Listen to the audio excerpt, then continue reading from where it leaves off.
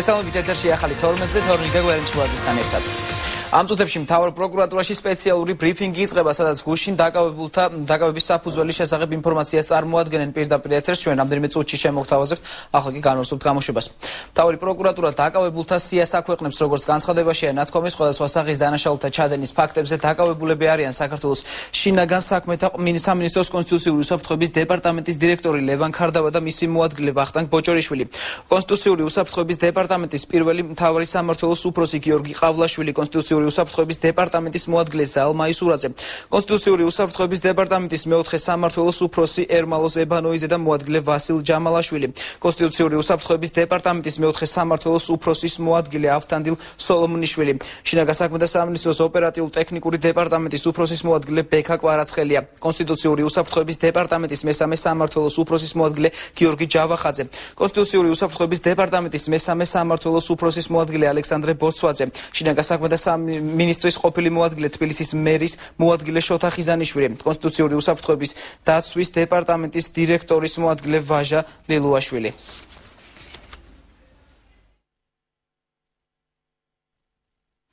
პროკურატურამ 5 საათიანი დაკითხვის შემდეგ თბილისის ვიცემერი შოთა ხიზანიშვილი და კონსტიტუციური უსაფრთხოების დეპარტამენტის უფროსის მოადგილე ვაჟა ლილუაშვილი დააკავა. ხიზანიშვილს სამართალდამცავების 333 მუხლით ედავებიან, რაც სამსახურებრივი უფლებამოსილების გადამეტებას გულისხმობს, ხოლო ვაჟა ლილუაშვილს 159 მუხლის მეორე ნაწილით, რაც პირადი მიმოწერის ტელეფონის საუბრის ან სხვაგვარი ხერხით შეტყობინების საიდუმლოს დარღვევას გულისხმობს. როგორც ადვოკატებმა განაცხადეს, მას დაკითხვის გახმაურების უფლება არ აქვს, რადგან ინფორმაცია სახელმწიფო საიდუმლოებას ეხება. დაკავებულებს ბრალი 48 საათის განმავლობაში უნდა წაუყენონ კიდევ ორი პირი, ვინც პროკურატურაში წუხელი იკითხებოდა, ზურაბ კოტარია სახელმწიფო დაცვის თანამშრომელი და დავით ლაღაძე წუხელ გვიან ღამით გაათავისუფლეს. და პირდაპირ ეთერში ვრთავს პროკურატურას. დეპარტამენტში შეიქმნა კომპიუტერული ვირუსული პროგრამა, რომლითაც შესაძლებელი გახდა ინტერნეტ მომხმარებლის კომპიუტერში შეღწევა, მასში დაცული ინფორმაციის მოპოვება და კომპიუტერის ადგილმდებარეობის სივრცეში, ანუ ოთახში, აუდიო და ვიდეო თვალთვალის განხორციელება. შექმნილი პროგრამის მეშვეობით კუდის ხელმძღვანელობა ახორციელებდა სხვადასხვა პოლიტიკური პარტიისა და რელიგიური ორგანიზაციის წარმომადგენელთა კომპიუტერულ სისტემაში უნებართვო შეღწევას და არასანქცირებულ მოსმენას. მაგალითად, მსგავსი უკანონო შეღწევა სხვადასხვა დროს მოხდა ირაკლი ოქრუაშვილის პირად კომპიუტერში საქართველოს საზღვრებს გარეთ, ნინო ბურჯანაძის კომპიუტერში, ასევე კოალიცია ბიძინა ივანიშვილი ქართული ოცნების ოფისში განთავსებულ კომპიუტერებში. ამ გზით კუდის თანამშრომლებს უკანონოდ მოპოვებული მრავალი საუბრის ჩანაწერი დაუბრუნდათ. 2012 წლის 26 სექტემბერს შინაგან საქმეთა სამინისტროს ოპერატიულ-ტექნიკური დეპარტამენტის უფროსის მოადგილეს ბექა კვარაცხელიას დაუკავშირდა შინაგან საქმეთა მინისტრის მოადგილე შოთა ხიზანიშვილი და დაავალა მოეძია სხვადასხვა სახის ფარული მასალები კოალიცია ქართული ოცნებიდან, რომელთა გამოქვეყნებაც გამოიწვევდა ხალხის უნდობლობას კოალიციის ლიდერთა მიმართ. ბექა კვარაცხელიამ შეარჩია ფარულად და არასანქცირებულად მოპოვებული რამოდენიმე პოლიტიკური პირის საუბარი, დააკოპირა ისინი შესაბამის დისკებზე და დისკი 2012 წლის 26 სექტემბერს საღამოს საათებში საქართველოს პრეზიდენტის ადმინისტრაციის მიმდებარე ტერიტორიაზე გადასცა შოთა ხიზანიშვილს, რის შემდეგაც შოთა ხიზანიშვილი შევიდა პრეზიდენტის სასახლეში. მეორე დილით 27 სექტემბერს შოთა ხიზანიშვილმა დაურეკა ბექა კვარაცხელიას და უთხრა, რომ მან ამოარჩია საჭირო საუბრები, რომელიც ბექა კვარაცხელიას უნდა განეთავსებინა YouTube-ის ვიდეო პორტალზე ისეთი სახით, თითქოს ეს ინფორმაცია გავრცელებული იყო ბიძინა ივანიშვილის დაცვის წევრის ბესარიონ სურმავას მიერ. კუდის თანამშრომლებმა მომხმარებლად დაარეგისტრირეს ბესარიონ სურმავა, რის შემდეგაც მოხდა შოთა ხიზანიშვილის მიერ წინასწარ შერჩეული მასალების ატვირთვა.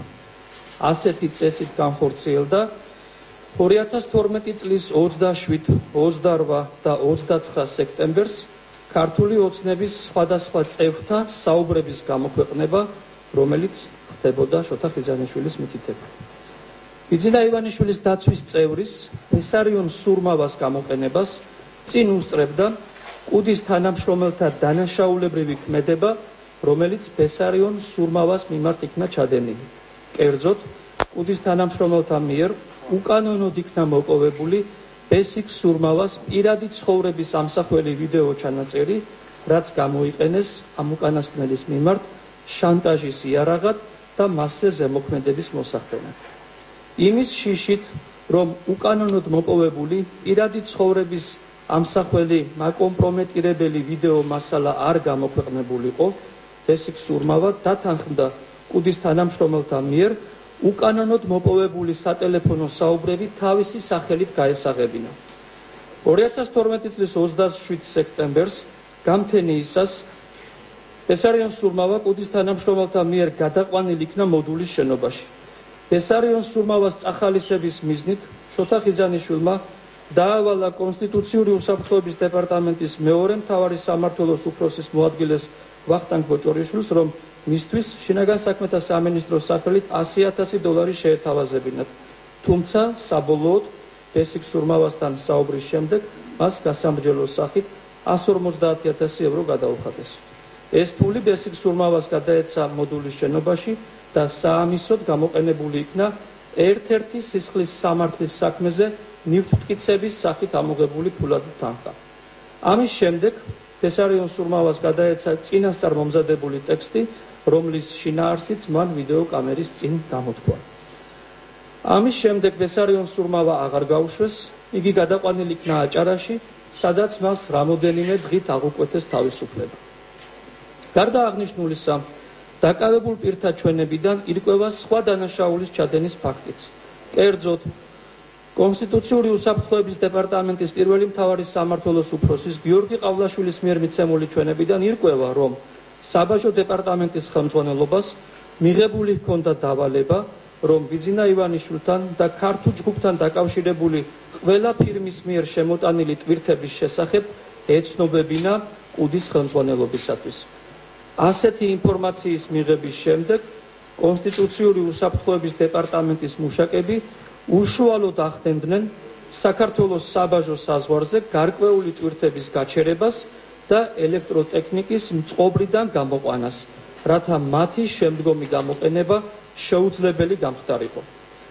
მოპოვებული მტკიცებულებების საფუძველზე 15 ნოემბერს დაკავებულ იქნენ საქართველოს შინაგან საქმეთა სამინისტროს კონსტიტუციური უსაფრთხოების დეპარტამენტის დირექტორი ლევან ქარდავა, დანაშაულისათვის რაც გათვალისწინებულია სისხლის სამართლის კოდექსის 153 მუხლის მესამე ნაწილის აქვე პუნქტით და 333 მუხლით, ეს შეეხება თავისუფლების უკანონო აღკვეთას და სამსახურებრივი უფლებამოსილების გადამეტებას, ასევე კონსტიტუციური უსაფრთხოების დეპარტამენტის მეორე მთავარი სამმართველოს უფროსის ყოფილი მოადგილე ვახტანგ ბოჭორიშვილი 153 მუხლის მესამე ნაწილის აქვე პუნქტით, 157 მუხლის მეორე ნაწილით და 333 მუხლის პირველი ნაწილით, 157 მუხლი შეეხება უკანონო საუბრების უკანონო მოსმენას, ასევე დაკავებული იქნა კონსტიტუციური უსაფრთხოების დეპარტამენტის პირველი მთავარი სამმართველოს უფროსი გიორგი ყავლაშვილი, სისხლის სამართლის კოდექსის 197 მუხლის პირველი ნაწილით და 333 მუხლის პირველი ნაწილით, კონსტიტუციური უსაფრთხოების დეპარტამენტის პირველი მთავარი სამმართველოს უფროსის მოადგილე ზაალ მაისურაძე, სისხლის სამართლის კოდექსის 153 მუხლის მესამე ნაწილის აქვე პუნქტით, 157 მუხლის მეორე ნაწილით და 333 მუხლის პირველი ნაწილით, კონსტიტუციური უსაფრთხოების დეპარტამენტის მეოთხე სამმართველოს უფროსი ერმალო ზებანოიძე, 158 მუხლის მესამე ნაწილის დონი პუნქტი, 284 მუხლის მეორე ნაწილის A და B ქვეპუნქტები, 285 მუხლის მეორე ნაწილის A და B ქვეპუნქტები, 233 მუხლის პირველი ნაწილი, აქ კომპიუტერულ დანაშაულებებზე ამითითება, ასევე დაკავებული იქნენ სხვა პირები, კერძოდ ვასილ ჯამალაშვილი, კუდის მეოთხე სამმართველოს უფროსის მოადგილე, ავთანდილ სოლომნიშვილი, კუდის მეოთხე სამმართველოს უფროსის მოადგილე, ბექა კვარაცხელია, შინაგან საქმეთა სამინისტროს ოპერატიულ-ტექნიკური დეპარტამენტის უფროსის მოადგილე,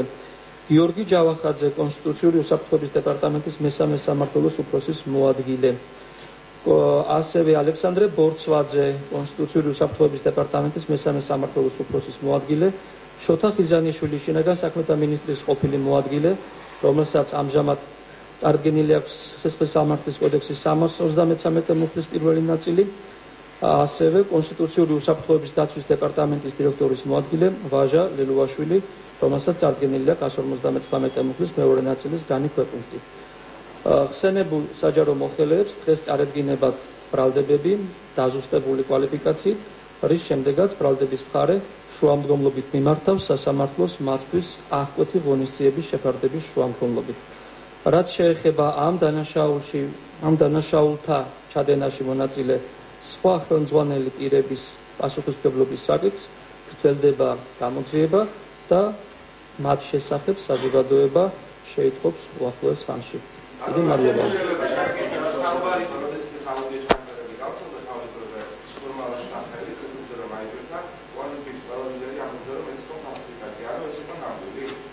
ამ საკითხთან დაკავშირებით უნდა ჩატარდეს გამოძიება და პასუხი გვეწოდინება მას შემდეგ, როდესაც ექსპერტიზა მოგცემს დასკვნას აღნიშნულ ჩანაწერთა ავთენტურობის შესახებ. ჯერჯერობით ეს საკითხი გამოძიების შესწავლის საგანი. ეს არის ერთ-ერთი ნაწილი მათ მიერ ჩადენილი დანაშაულებრივი ქმედების.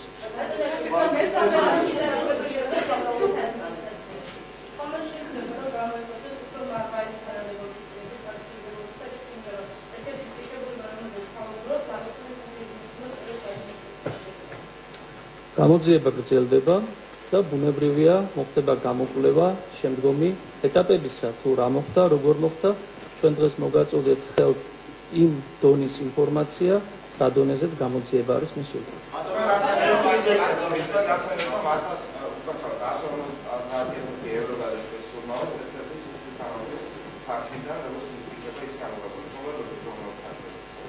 არა, ამ შემთხვევაში ეს გამოძიების ინტერესებიდან გამომდინარე გამშვალებას არ ეთმობოდა.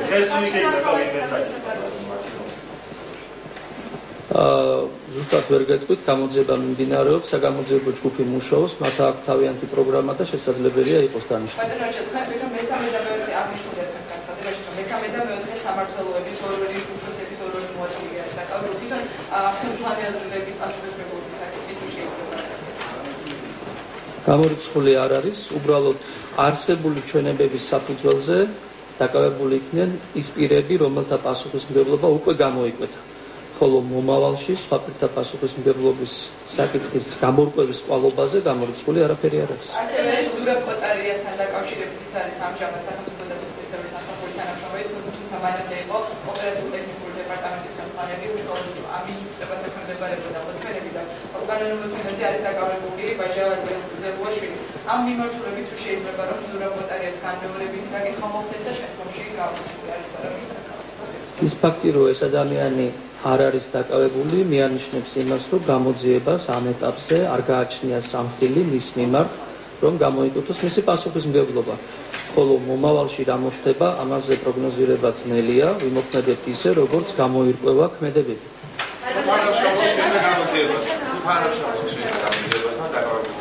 დაკავებულ პირთა აბსოლუტური უმრავლესობა იძლევა იმ ჩვენებებს, რომელთა საფუძველზეც გაკეთდა ინფორმაცია, რომელიც ჩვენ მოგახსენეთ და ყველა მათგანი თავისუფალ ვითარებაში, ყოველგვარი ზეწოლის გარეშე, რამე თუ ბევრი მათგანის დაკითხვას ადვოკატიც ესწრებოდა, იძლეოდა შესაბამის ჩვენებას. საქმიანობაში მიმდინარეობდა მათი დაკითხვა, ოჯახის წევრები და ადვოკატები ამბობდნენ, რომ გარკვეული პროცედურები დაირღვა, თქვენ როგორ ფიქრობთ, დაირღვა ნამდვილად?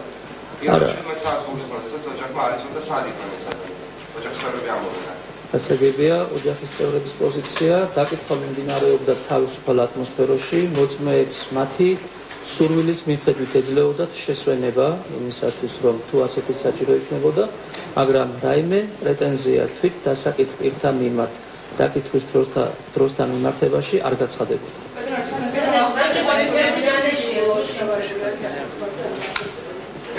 არა, დიდი გულავა ჩვენ არ მოგვიწევია დასაკითხი.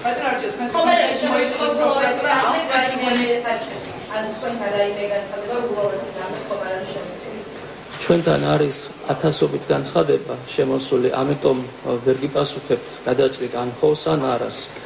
Სწავლობთ ამ განცხადებებს და იმის მიხედვით გვეცოდინება როცა შევისწავლოთ. თქვენ გიქონთ ეს პროგრამა დაუყენეთ და მოითხოვთ აქტიურობის შეხედება იმ კაპიტალიზმის უმეტესობა არის 73 მოხლის თანხმობის გადამეტება, პროგრამის გადამეტება და იქ არის ეს მაქსიმალური საერთოდ 3-მდე თავისუფლება.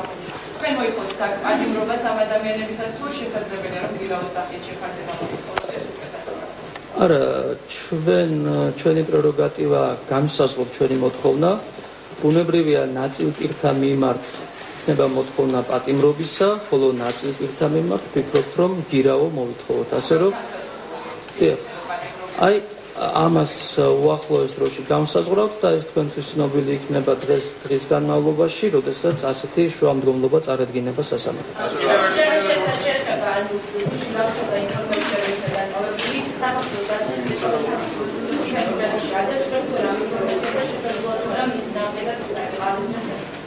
არა, თემურჯანაში არ იქნა დაკითხული, არც დაკავებული, ასე რომ ამ ინფორმაციას არ ვადასტურებ. ბატონო, ჩაგეკითხებით კიდევ ერთხელ ფალსიფიკაციას რაც შეეხება აუდიო ჩანაწერებს. თქვენ თქვით, რომ ექსპერტიზა არის შესაძლებელი და მას შემდეგ თქვით იყო თუ არა ის კონკრეტული აუდიო ჩანაწერები, რის გამოც ეს ადამიანები არიან დაკავებული ერთად. როდის შედარდება ექსპერტიზა და როდის ეთქვით საზოგადოებას ის აუდიო ჩანაწერები, რომლებიც არც ისეთი ამონომოსის მეთოდს საკმაოდ ინტერესებს, როდის გახდება ცნობილი იყო თუ არა აუდიო. როდესაც დავადგენ. როდის არის დანიშნული ექსპერტიზა? ექსპერტიზა ჩატარდება უახლოეს დროში. ეხლა ამ 2 დღის განმავლობაში ხორციელდებოდა აღნიშნულ პირთა დაკითხვა და ჩვენებების მიღება, უბრალოდ ფიზიკურად არ იყო დრო სხვა საგამოძიებო დამატებითი მოქმედების ჩასატარებლად და ასეთ საგამოძიებო მოქმედებას უახლოეს დროში ჩავატარებთ. როდესაც კოალიციის საკონტროლო ლიდერი აცხადებდა, რომ ეს ფალსიფიკაცია და თავრობად ამ პოზიციაზე არიან დღესაც, ეს კონკრეტული აუდიო ჩანაწერები მოგვიანებით ხდება ადამიანების დაკავების ერთ-ერთი მიზეზი, ხო? არა, არასწორად ამბობთ. აქ დაკავების მიზეზი ხდება არა ის, თუ რა შინაარსის არის ესა თუ ის აუდიო ჩანაწერი, არამედ ის, რომ საუბრის მოსმენა ხდებოდა არაკანონიერად, არასანქცირებულად, სპეციალურად შემუშავებული ვირუსული პროგრამის სახით. პროგრამის არსი მდგომარეობდა იმაში, რომ ნებისმიერი პირი მიიღებდა რაიმე ფოტოსურათს ან რაიმე გამოსახულებას, მისი გახსნის შემთხვევაში უკვე შესაძლებელი ხდებოდა მოსმენა საერთოდ იმ ოთახში რაც საუბრობდნენ, გადაღებაც ზოგჯერ და აი სწორედ ეს არის უკანონო შეღწევა კომპიუტერულ პროგრამაში დანაშაული, ასევე სხვისი საუბრის უკანონო მოსმენა არის დანაშაული, ასევე სხვისი პირადი ცხოვრების შესახებ ინფორმაციის უკანონოდ მიღება არის დანაშაული, თორემ საუბრის შინაარსი ის კბილად მოსასმენი არის თუ ძნელად არ არის გამსაზღვრელი ამ დანაშაულის რაობისათვის.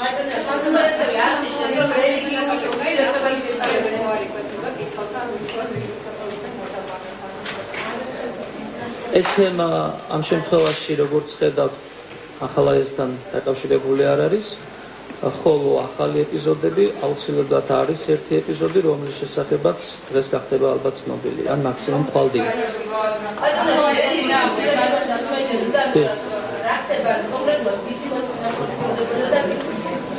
რელიგიური უმცირესობა არ მეთქვამს, მე ვთქვი რელიგიური ორგანიზაციების წარმომადგენლები. ამასთან დაკავშირებით დეტალების უფრო სიღრმეში მოწოდება გამოძიების ინტერესებიდან არ არის მიზანშეწონილი, ასე რომ ეს ინფორმაცია ამ სტადიაზე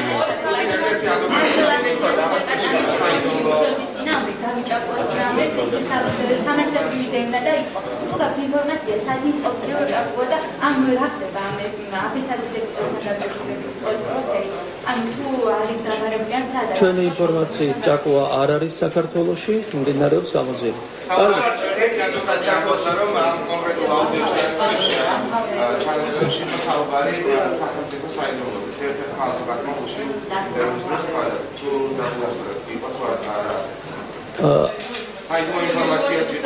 ჩვენ აქ საუბრობთ იმ აუდიო ჩანაწერებზე, რომლებიც თქვენ უკვე მოსმენილი გაქვთ. იქ სახელმწიფო საიდუმლოებას თუ ამას ეხება, მე ვერ ვხედავ.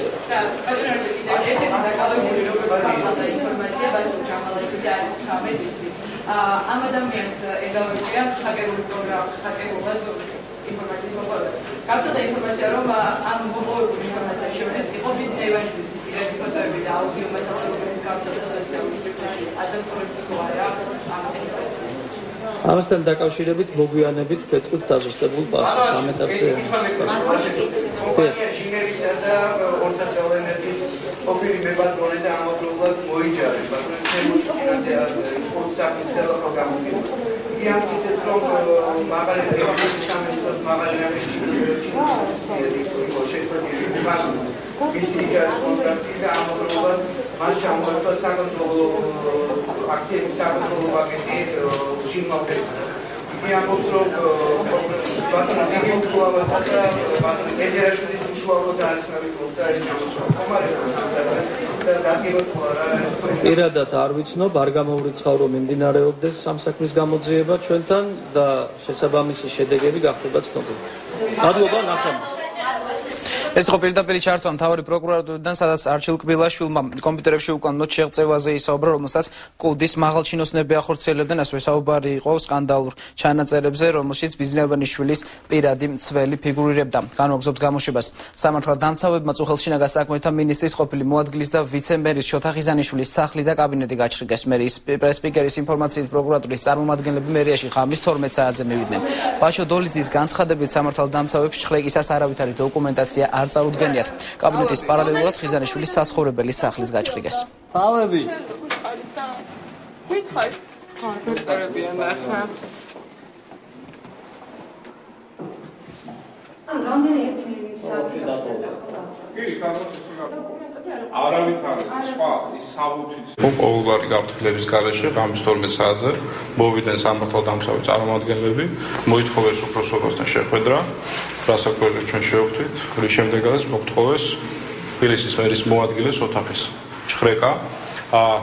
ეხლა ამ ეტაპზე პირველი ღამის პირველი ნახევარია უკვე დატოვეს შენობა, ამ ეტაპზე წაღებულია მხოლოდ პროცესორი, სხვა დანარჩენი შესახებ ვაბოდ უკვე ხვალ შევიტყობ უფრო დეტალურად. ჩვენ ახლა ძალით წინააღმდეგობას ნამდვილად არ გავწევდით, ანუ მზად ვართ ვითანამშრომლოთ სამართალდამცავ ორგანოებთან კანონის ფარგლებში, რასაკვირველია, თუმცა ადეკვატურ ზონას ვითხოვთ მათგანაც. თბილისის მერი შოთა ხიზანიშვილის დაკავების გამო იტალიაში ვიზიტს ვადაზე ადრე დაასრულებს და საქართველოში დაბრუნდება. ქალაქ თბილისის მერი გიგი უგულავა მიმდინარე წლის 15 ნოემბერს ორდღიანი ოფიციალური ვიზიტით იტალიაში გაემგზავრა. თბილისის მერის იტალიაში ვიზიტის დროს სამართალდამცავმა ორგანოებმა თბილისის მერის მოადგილე შოთა ხიზანიშვილი დააგავეს. აღნიშნული გარემოების გამო გიგი უგულავა დაგეგმილზე ადრე დაბრუნდება საქართველოში, ნათქვამია განცხადებაში. სამართალდამცავებმა შინაგან საქმეთა მინისტრის ყოფილი მოადგილე და ვიცე-მერი შოთა ხიზანიშვილი რამდენიმე საათიანი დაკითხვის შემდეგ წუხელ დააგავეს.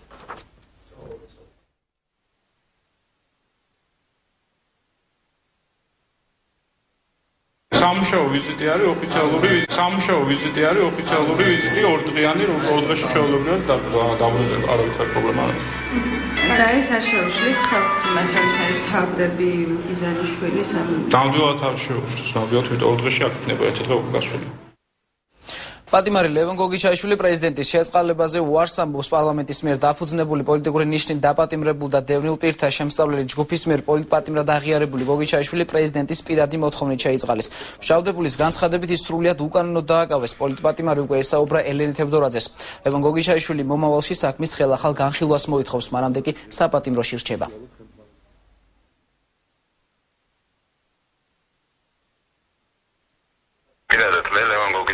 იქიდან გამომდინარე, რომ ეს სრულიად უკანონოდ მან 3 წლის ასეულის განმავლობაში დამარგავა და სრულიად შეთქმული ბრალდებით მიწევს ამ წლების განმავლობაში ციხეში ყოფნა, პირადად მე არ ვიღებ მის შეწყალებას.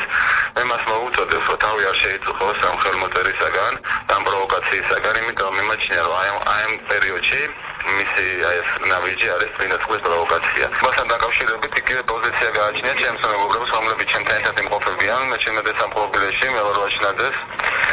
ლევან გოგიჩაიშვილს, გიორგი ზერეკიძეს. 3 წლის უკან ლევან გოგიჩაიშვილი და გიორგი აუხაზიშვილი დააკავეს ერთი და იგივე საქმეზე. ეს იყო 8 ივნის მომხდარი წყნეთში ინციდენტი 2009 წელს ელენა ბათიაშვილის დაბადების დღეზე, სადაც ლევან გოგიჩაიშვილს ბრავად ერაცხებოდა დავით ლეჟავას თითქოს და დაჭრა, რაც იყო სრული აბსურდი. ლევანმა თქვა და მე გავიმეორებ, რომ ეს იყო წმინდა წყლის პროვოკაცია სააკაშვილის ხელისუფლების მხრიდან. იქ იყო არაერთი დარღვევა და არაერთი გამოვლინება იმისა, რომ ეს შედიოდა პირადად სააკაშვილის და მისი გარემოცვის ინტერესში. საქართველოს საგარეო საქმეთა მინისტრი ოფიციალური ვიზიტით გერმანიაში იმყოფება. მაია ფანჯიკიძემ უკვე გამართა რამდენიმე შეხვედრა. შეხვედრის დეტალებზე ჩემი კოლეგა გერმანიიდან ისაუბრებს. იმედა დარსალია ჩაგვერთვება ტელეფონით პირდაპირ ეთერში.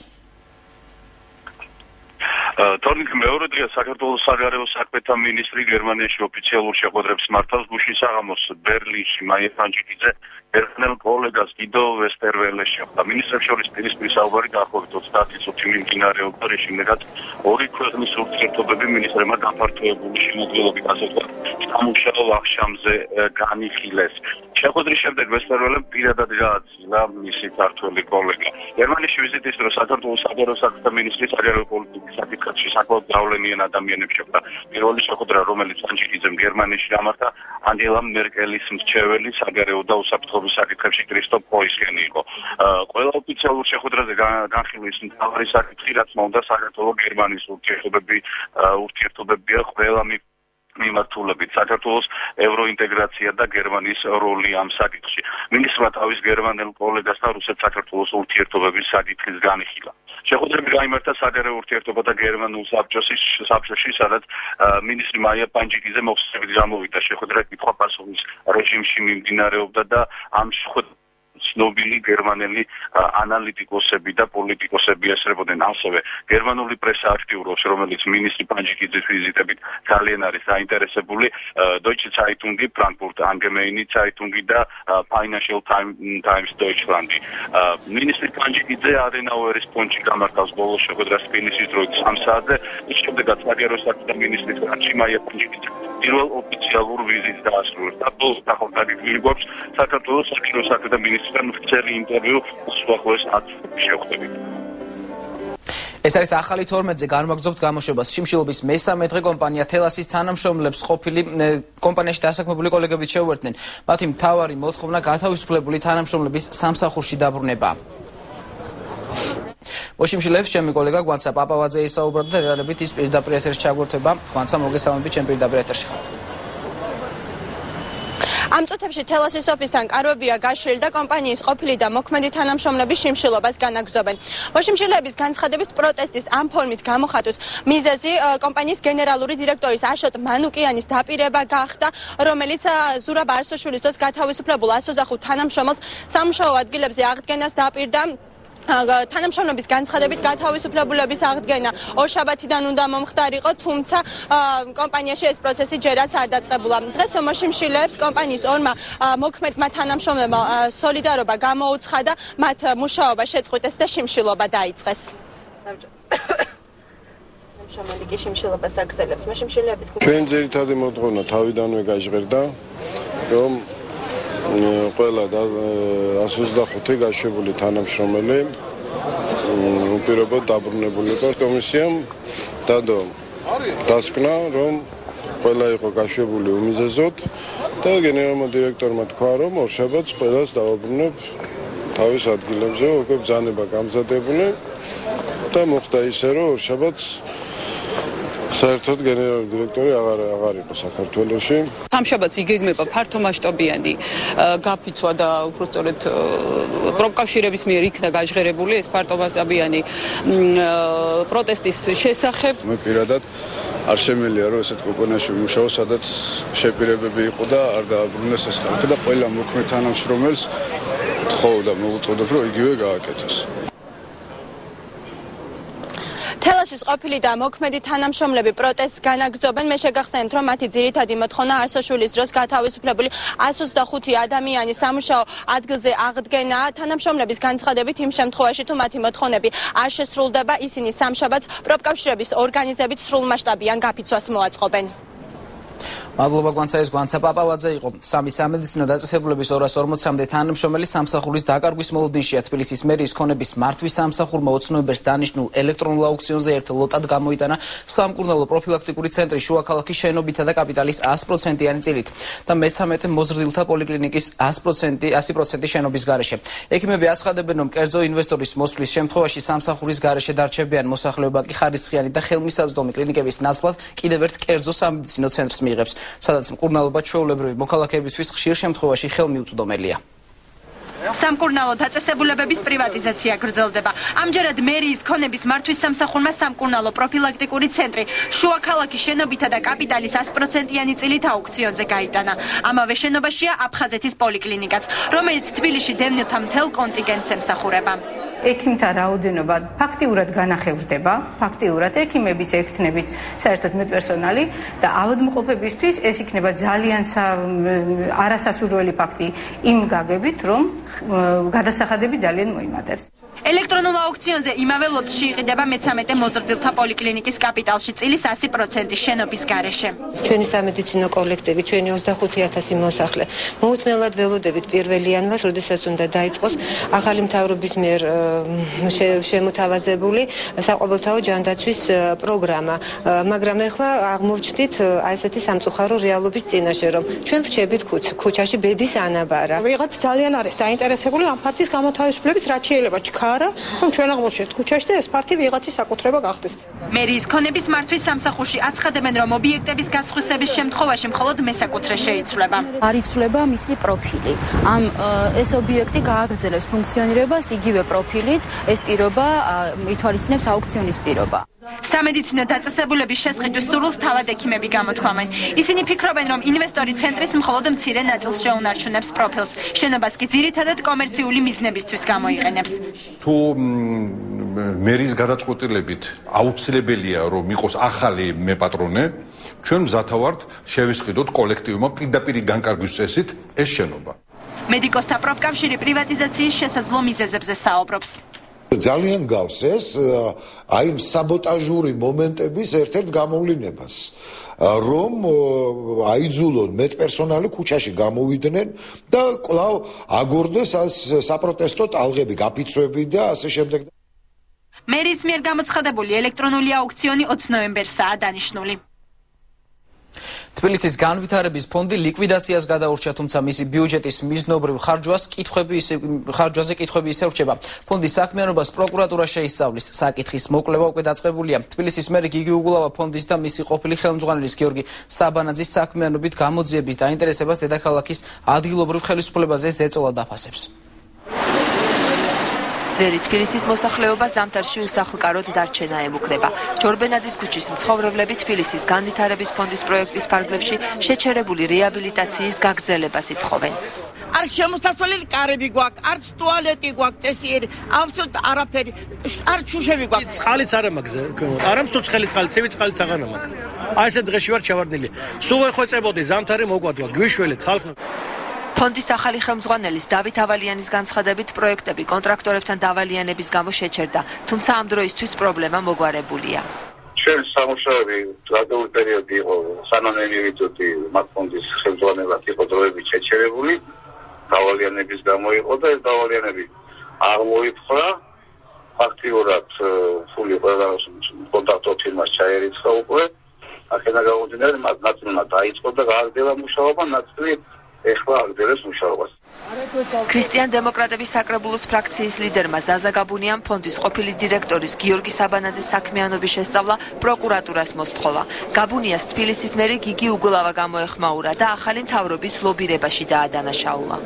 ზაზა გაბუნია არის ჩვეულებრივი მატრაბაზი მათ ხელში და ცდილობს ახლა თავისი ადგილი იპოვოს და ეტენება როგორც შეუძლია ამ ხალხს. საკრებულოს ოპოზიციონერი დეპუტატი კი უგულავას განცხადებას არაეთიკურს უწოდებს და ბოდიშის მოხდას მოითხოვს. მან ახსენა სიტყვა მატრაბაზი და ადამიანისგან, რომელიც შემჩნეულია სხვათა შორის თბილისის განვითარების ფონდიდან გადარისხული თანხებით. სტრიპტიზ ბარებში მატრაბაზობაში ჩვენი პოლიტიკური გვინდა პირადად მე ვერავითარ კრიტიკას ვერ მივიღებთ. თბილისის განვითარების ფონდს ამ დროისთვის დაახლოებით 60 პროექტი აქვს დაწყებული და მათი შეწყვეტის შემთხვევაში 400-მდე ოჯახი უბინაოდ დარჩება. ფილიპ გორდონი საქართველოშია დღეიდან ის ოფიციალურ შეხვედრებს გამართავს. ამერიკის სახელმწიფო მდივნის მოადგილე ევროპისა და აზიის საკითხებში პირველ შეხვედრას პარლამენტის თავმჯდომარე დავით უსუფაშვილთან გამართავს. დღესვე ფილიპ გორდონი უმცირესობის ლიდერს დავით ბაქრაძე შეხვდება. უფრო დეტალურად ამერიკელი მაღალჩინოსნის ვიზიტის შესახებ ჩემი კოლეგა ნოდარ ჩაჩუა ისაუბრებს, ის ახლა პირდაპირ ეთერში ჩაგვერთება. დიახ, გორდონისა და დავით უსუფაშვილის შეხვედრა თბილისის მერიოდში უკვე დაიწყო დაახლოებით 9 საათია, რაც შეხვედრა მიმდინარეობს.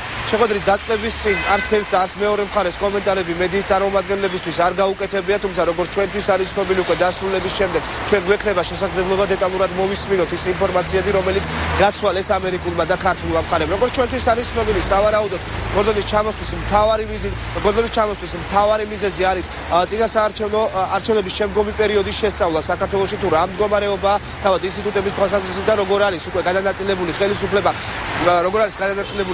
და როგორ ხდება ხელისუფლების გადაბალების პროცესი, ასევე ჩვენთვის გახდა ცნობილი, რომ საუბარი შეეხება უკვე ბიძინა ივანიშვილის პრემიერ-მინისტრის ვიზიტს ამერიკაში, რომელიც იგეგმება და რომლის ზუსტი თარიღი ჯერჯერობით უცნობია. უკვე შეხვედრის დასრულების შემდეგ შესაძლოა გახდეს ცნობილი ის თარიღი, როდის ეწევა პრემიერ-მინისტრი ამერიკის შეერთებულ შტატებს. დღეს ფილიპ გორდონი გარდა დავით უსუფაშვილისა ასევე შეხვედრებს გამართავს თავად პრემიერ-მინისტრთან, თუმცა მანამდე იგი შეხვდება უმცირესობის ლიდერს დავით ბაქრაძეს და შეხვედრაზეც საუბრის თემა იქნება იგივე არჩევნების შემდგომი პერიოდი. იმ შეხვედრას კი, რომელიც ამ წუთებში თბილისის მერიოდში მიმდინარეობს ბაქრაძესა და ფილიპ გორდონს შორის, ესწრება ამერიკის ელჩი საქართველოში რიჩარდ ნორლანდი და ასევე საგარეო ურთიერთობათა კომიტეტის თავმჯდომარე საქართველოს პარლამენტისა თედო ჯაფარიძე. ეს არის ის ინფორმაცია, რაც ამ წუთებში შემიძლია მოგაწოდოთ უკვე შეხვედრის დასრულების შემდეგ უფრო დეტალურად გვეცოდინება მედიის წარმომადგენლებს თუ რასთან დაკავშირებით იყო საუბარი ამ შეხვედრაზე. მადლობა ნოდარ შაშუა საუბრობდა პირდაპირ ეთერში. მიხეილ სააკაშვილი კი კარნეგის ცენტრში სიტყვით გამოვიდა. სიტყვით გამოსვლისას ქვეყნის პირველმა ვარდების რევოლუციის შემდგომ პროგრესზე ისაუბრა. ქვეყნის პირველი პირის თქმით, საქართველოს მსოფლიო ბანკის მონაცემების მიხედვით ბიზნესის კეთების სიმარტივის თვალსაზრისით მე-9 ადგილზე გადაინაცვლა. ისევე განცხადებით, დღეს საქართველოს მსოფლიოში ერთ-ერთი ყველაზე არაკორუმპირებული და არაკრიმინალური ქვეყანაა. საქართველოს უნდა განაგრძოს განვითარება და არასდროს აღარ დაბრუნდეს წარსულში. მიხეილ სააკაშვილი არჩევნების შემდგომ პერიოდსაც შეეხო და აღნიშნა, რომ ქვეყანაში ახალი პოლიტიკური სისტემა ჩამოყალიბდა, რომელიც აუცილებლად ყველამ უნდა გაითავისოს. სიტყვით გამოსვლისას საქართველოს პირველმა ყურადღება ქვეყნის ევროატლანტიკურ მისწრაფებებზე გაამახვილა და აღნიშნა, რომ ევროპისკენ სწრაფვა ქართველი ხალხის ბუნებრივი მოთხოვნილებაა. დარბაზში შეკრებილი ექსპერტები სხვა საკითხებთან ერთად იმითაც დაინტერესდნენ, თუ როგორ დაემთხვა ივანიშვილის სააკაშვილის ვიზიტი ერთმანეთს. turned out to be and it happened so that we were in town ჩემი და პრემიერ-მინისტრის ერთდროული ვიზიტი უბრალოდ დამთხოვა იყო. საქართველოსთვის ეს ძალიან საინტერესო, იმედის მომცემი და ამავე დროს დრამატული პერიოდია. არის საკითხები, რომლის გამო მეც წუხარ და ამას ნატოს გენერალური მდივანიც გამოეხმაურა. ეს ის პროცესებია, რაც ახალი მთავრობის არჩევის შემდეგ ქვეყანაში ვითარდება. მაგალითად, პოლიტიკური ოპონენტების დაკავება, შერჩევითი სამართალი, საზოგადოებრივი მაუწყებლის ფინანსური შემოწმება. ამ ფაქტების მიუხედავად, ერთი რამ უნდა იყოს ცხადი და ერთმნიშვნელოვანი. საქართველოს უნდა განაგრძოს განვითარება და არასდროს აღარ დაბრუნდეს წარსულში. ასევე ყველამ უნდა იცოდეს, რომ ევროპისკენ სწრაფო ქართველი ხალხის ბუნებრივი მოთხოვნილებაა და ჩვენი ქვეყანა არასდროს მოექცევა სხვა გავლენის ქვეშ. საქართველოს თავდაცვის მინისტრმა ირაკლი ალასანიამ ავღანეთში დაჭრილი სამხედრო მოსამსახურეები მოინახულა. უწყების ხელმძღვანელი გერმანიაში ამერიკის შეერთებული შტატების სამხედრო ჰოსპიტალს ეწვია. ლანდშტურლის სამხედრო ჰოსპიტალში 5 სამხედრო მოსამსახურე მკურნალობს. ალასანია მათი ჯანმრთელობის მდგომარეობით დაინტერესდა და მათი პრობლემები მოისმინა. მინისტრმა სამხედროებს გაწეული სამსახურისთვის მადლობა გადაუხადა და გამოჯანმრთელება უსურვა. მეორე ქვეითი ბრიგადის 23-მე მსუბუქი ქვეითი ბატალიონის სამხედრო მოსამსახურეები კაპრალი რამაზ დავითაია, რიგითი ავთანდილ ბებია, კაპრალი რომან ლიპარტელი ასევე მესამე ქვეითი ბრიგადის 32-მე მსუბუქი ქვეითი ბატალიონის სამხედრო მოსამსახურეები რიგითი ამირან კაპანაძე და კაპრალი გიგი ზივზივაძე სამშვიდობო მისიას ავღანეთში ჰელმანდის პროვინციაში ასრულებდნენ. ადამიანის უფლებათა დაცვის კომიტეტის თავმჯდომარე ეკა ბესელია ეუთოს უმაღლეს წარმომადგენელს ეროვნულ უმცირესობების საკითხებში კნუტ ვოლებეკს შეხვდა. ვოლებეკის განცხადებით ის მოხარულია, რომ ახალ მთავრობას სურს მუშაობა გააგრძელოს ადამიანის უფლებების სფეროში, კერძოდ კი ეროვნული უმცირესობების კუთხით. ეკა ბესელიას თქმით, შეხვედრაზე განიხილეს ცხინვალსა და აფხაზეთში არსებული პრობლემებიც. ძალიან მნიშვნელოვანი გზავნილი იყო ის, რომ საერთაშორისო საზოგადოება მზად არის ახალ ხელისუფლებასთან ერთად და სამოქალაქო დიალოგის გამოყენებით ჩვენ პირდაპირ დავიწყოთ ღია ურთიერთობა აფხაზებთან, ოსებთან, იმისთვის რომ მოხდეს ევნილების დაბრუნება, იმისთვის რომ მოხდეს ადგილზე უფლებების დაცვის კუთხით მყარი გარანტიების შექმნა. ეს რამდენჯერმე მქონდა შეხვედრა, შევხვდი პრემიერ-მინისტრსაც, ჩვენ ვისაუბრეთ ქვემო ქართლზე, სამცხე-ჯავახეთზე, კონფლიქტურ კონფლიქტურ ზონებზე და სხვა მნიშვნელოვან საკითხებზე. აგრეთვე შევხვდი ადამიანის უფლებათა კომიტეტის თავმჯდომარეს ეკა ბესელიას, სადაც კარგ თანამშრომლობას საფუძველი ჩაეყარა. მოხარული ვარ, რომ ახალ მთავრობას სურს გააგრძელოს მუშაობა ადამიანის უფლებების დაცვის სფეროში, კონკრეტულად ეროვნული უმცირესობების მხარდაჭერაში. თვითმმართველობის განვითარებისა და რეგიონალური პოლიტიკის საკითხებთან დაკავშირებით რეგიონალური განვითარებისა და ინფრასტრუქტურის სამინისტროში შეხვედრა გაიმართა. შეხვედრის მიზანი მრჩეველთა ჯგუფის ჩამოყალიბება, რომლის პრიორიტეტი თვითმმართველობის რეფორმებთან დაკავშირებულ საქმიანობაში თანამონაწილეობა და თანამშრომლობა იქნება. აღნიშნული თანამშრომლობის ფარგლებში სამინისტროსა და პარლამენტის შესაბამის კომიტეტებს შორის მემორანდუმის გაფორმებაც იგეგმება. ჯგუფის მუშაობაში არასამთავრობო და საერთაშორისო ორგანიზაციებთან ერთად დამოუკიდებელი ექსპერტებიც ჩაერთვებიან.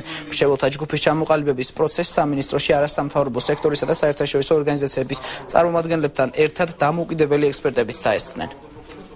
ორგანიზაცია აუცილებლად იარსებებს. ჩვენთვის ძალიან მნიშვნელოვანია საზოგადოებრივი ორგანიზაციების მოსაზრებების გაცნობა, გაზიარება იმისათვის, რომ მომდევნო პერიოდში რეფორმირების პროცესშიც იყვნენ ისინი აქტიურად ჩართულები, ისინი წარმოადგენენ საზოგადოებას, არიან საზოგადოებრივი ორგანიზაციები. აქედან გამომდინარე, ჩვენ არ გვინდა რომ საზოგადოებისგან მოწყვეტილად რაიმე გავაკეთოთ, ჩვენი უმთავრესი დანიშნულებაა შევასრულოთ საზოგადოების დაკვეთა. დღევანდელ შეხვედრაში მონაწილეობას იღებდა საერთაშორისო ორგანიზაციების, ეს იყო პირველი საორგანიზაციო შეხვედრა, სადაც გაცხადდა ამ ჯგუფის ძირითადი მიზნები და ის, რომ ხელისუფლებას აქვს კაფეონება ანახორციელოს დეცენტრალიზაციის პროცესი და თვითმმართველობა და ამაში ჩართულობა არასამთავრობო სექტორის და საზოგადოების წარმომადგენლების და ექსპერტების ძალიან მნიშვნელოვანია. განვაგრძობთ გამოშვებას საქართველოს პარლამენტში ბათუმის მაჟორიტარმა მურმან დუმბაძემ საკანონმდებლო ინიციატივა შეიტანა, რომელიც აჭარის ტელევიზიის რეორგანიზაციასა და აჭარის საზოგადოებრივი მაუწყებლის შექმნას ითვალისწინებს. ამ ეტაპზე აჭარის ტელერადიო დეპარტამენტი მთავრობის საქმე უწყებო დაწესებულებაა და იურისტების შეფასებით მისი ბიუჯეტიდან დაფინანსება უკანონოა. აჭარის ტელევიზიაში სულ 260 ადამიანი მუშაობს, მათი სურვილია ტელევიზიამ რეგიონალური მაუწყებლის სტატუსი მიიღოს. საუბარია ტელევიზიის გაყიდვაზეც. არასამთავრობო ორგანიზაციის წარმომადგენლები ამბობენ, რომ კანონპროექტის პარლამენტში გაგზავნამდე მისი საჯარო განხილვა უნდა მომხდარიყო. იმ შემთხვევაში თუ კი საქართველოს პარლამენტი ვარს იტყვის ამ ცვლილებების თაობაზე, ალბათ მიღებული იქნება გადაწყვეტილება, რომელიც ტელევიზიის სასარგებლო და სიტყვის თავისუფლების სასარგებლობით იქნება მიღებული და აჭარის ტელევიზია გარდამავალი პერიოდისთვის ამავე სტატუსით გააგრძელებს მუშაობას. გადავწყვიტოთ ჩვენ გვინდა თუ არა საერთოდ საზოგადოებრივი მაუწყებლის ჩამოყალიბება და ეს გადაწყვეტოს უმაღლესმა საბჭომ, ხოლო გარდამავალ პერიოდში მთავარია რომ მოექცეს იურიდიულ ფარგლებში არსებული ფორმა და ცოტა დრო განისაზღვროს იმისთვის არაუმეტეს 1 წელი, რომ გადაწყდეს ბოლო-ბოლო კონკრეტულად ან კონდეს საზოგადოებრივი მაუწყებელი, ან მას მიენიჭოს სხვა ფორმა. კატეგორიული წინააღმდეგი ვართ, რომ ისევ გაურკვეველი ვადით გადაიდოს ეს სტატუსი. ბათუმის დემოკრატიული ჩართულობის ცენტრის და ასოციაცია თავისუფალ ჟურნალისტთა სახლის ორგანიზებით აჭარის ავტონომიური რესპუბლიკის მთავრობის თავმჯდომარე არჩილ ხაბაძე არასამთავრობო სექტორის წარმომადგენლებს და ჟურნალისტებს შეხვდა. შეხვედრა კითხვა-პასუხის რეჟიმში წარიმართა. მთავრობის თავმჯდომარემ საომავლო გეგმებზე ისაუბრა ორმხრივ შეხვედრაზე ყურადღება რეგიონში არსებულ მდგომარეობაზე და მესამე სექტორისა და მთავრობის ურთიერთობის პერსპექტივაზე გამახვილდა.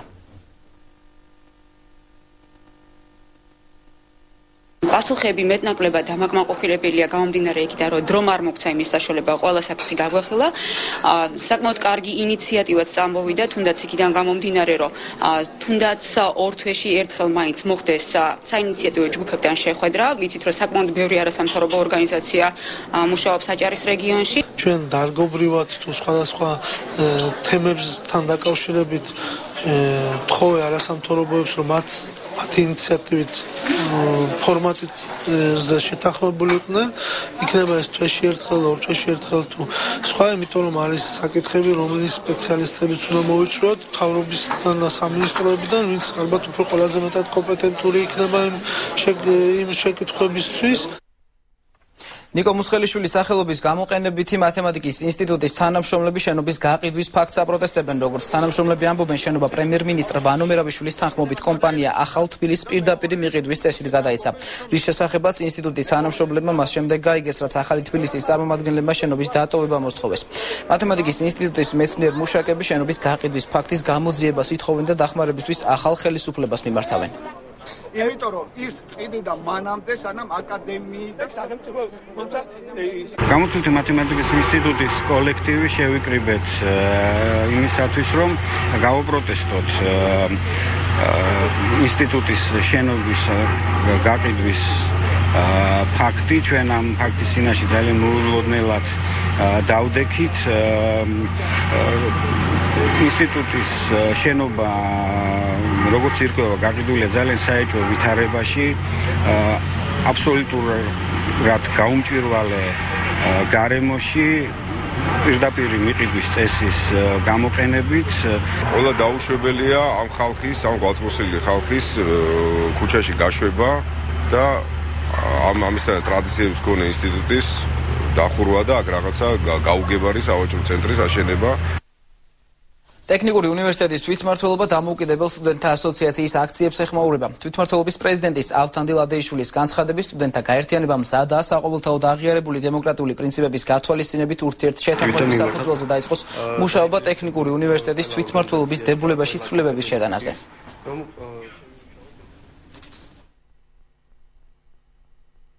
სტუდენტურ თვითმმართველობის დებულებაში, რომელიც ითვალისწინებს სტუდენტურ თვითმმართველობას არ მიგვაჩნია სწორად პრობლემების გადაწყვეტა აქციებისა და სხვა მსგავსი ქმედებების გზით, ამიტომ გამოდივართ ინიციატივით და მიმართავთ დაინტერესებულ ყველა ორგანიზაციას და ყველა კომპეტენტურ პირს, რომ შევიმუშაოთ ერთობლივად ყველა ის საკითხი და განვიხილოთ ყველა ის საკითხი, რომელიც ხელს შეუწყობს სტუდენტურ თვითმმართველობების ერთხელ და სამუდამოდ ჩამოყალიბებას. ამერიკის შეერთებული შტატების მთავრობა საქართველოში USAID-ის მოღვაწეობის 20 წელს აღნიშნავს. ამერიკისა და საქართველოს მთავრობების წარმომადგენლებმა აღნიშნეს ის მნიშვნელოვანი შედეგები, რომლებსაც ამერიკელი ხალხის დახმარებით საქართველოს მიაღწია. ბოლო 20 წლის განმავლობაში USAID-მა სხვადასხვა სფეროში არაერთი პროექტი განახორციელა.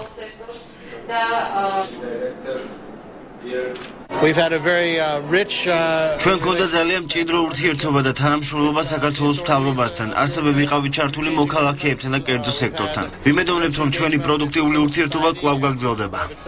ვიმინდა ყოველს მიულოცო ეს დღე და განსაკუთრებით იმ ხალხს, რომელიც USAID-ის მხრიდან მუშაობდა, ამ ორგანიზაციას წარმოადგენს და დღესაც განაგრძობს მართლაც უანგაროდ დახმარება ჩვენ ქვეყნის.